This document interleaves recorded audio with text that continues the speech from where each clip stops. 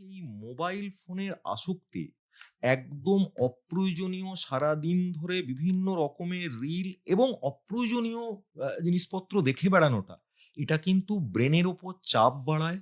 আপনি দেখবেন নিজেরাও কোয়েশ্চেন করবেন বা এতে যারা মোর দেন 2 আওয়ার্স এর যাদের বেশি স্ক্রিন টাইম, তাদের আইদার তারা মাথায় ব্যথা বলছেন, না হলে চোখে ব্যথা বলছেন, না হলে গা হাত পা ব্যথা বলছেন। এজন্য মোবাইল একটা জিনিস যেটা কাজে লাগে, মোবাইলটাকে কাজে লাগানোর মতন করেই ইউজ করা। মোবাইল ফোনটার ধরার অসুবিধেটার জন্য সেটা আমাদের হাতে রিস্টে প্রবলেম হতে পারে, শোল্ডার জয়েন্টে প্রবলেম হতে পারে, নেকে প্রবলেম হতে পারে। এই হুম, ৩ টে জায়গাতে প্রধানত প্রবলেম হয়। এগুলো আমি বলছি সবই হয়ে যাবে যে আমি মোবাইলটাকে ধরলাম না, আমি মোবাইলটাকে উপরে রাখলাম, মোবাইল স্ট্যান্ড ইউজ করলাম, মিটে যায়। কিন্তু সমস্যাটা হয় মোবাইল যেটাতে ক্ষতি করছে সেটা হচ্ছে আমাদের ব্রেনের ক্ষতি করছে। এই ব্রেনে মোবাইল আমাদেরকে অসহিষ্ণু করছে, মোবাইল আমাদেরকে ইনটলারেন্ট করছে এবং মোবাইল আমাদের অ্যাটেনশন স্প্যান কমাচ্ছে। খুব ইম্পোর্টেন্ট এই কারণের জন্য এখন আমাদের এই সমস্তটার সাথে আমাদের পুরো ব্রেনটা এবং সমস্ত নার্ভাস সিস্টেম একটা সিঙ্গেল জিনিসের উপর দাঁড়িয়ে থাকে। সেটা হচ্ছে শুধুমাত্র যে ব্যাপারটা সেটা হচ্ছে আমাদের একাগ্রতা এবং মনোযোগ। কোনো জিনিসে আমরা মনোযোগ কম বেশি হলেই আমাদের সমস্যা হয়। ব্যথাও এর সাথে জড়িত।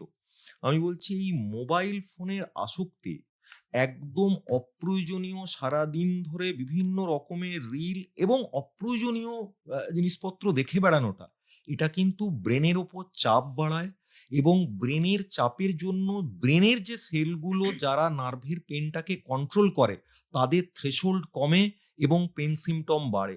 আপনি দেখবেন নিজেরাও কোয়েশ্চেন করবেন বা এতে যারা মোর দেন 2 আওয়ার্স এর যাদের বেশি স্ক্রিন টাইম, তাদের আইদার তারা মাথায় ব্যথা বলছেন, না হলে চোখে ব্যথা বলছেন, না হলে গা হাত পা ব্যথা বলছেন।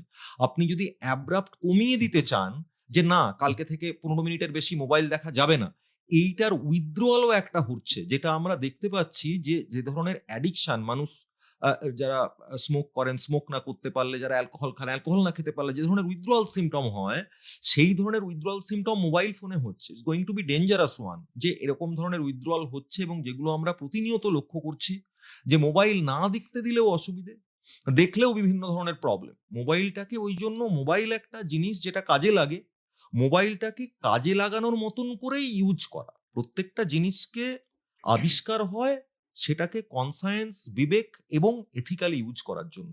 সেটা যে মানুষটা এথিক্স মেনে ইউজ করছেন তার উপরেই নির্ভর করে। অর্থাৎ মানুষের উপরেই নির্ভর হয়। জিনিস কেন খারাপ হবে? জিনিস তো ঠিকই আছে।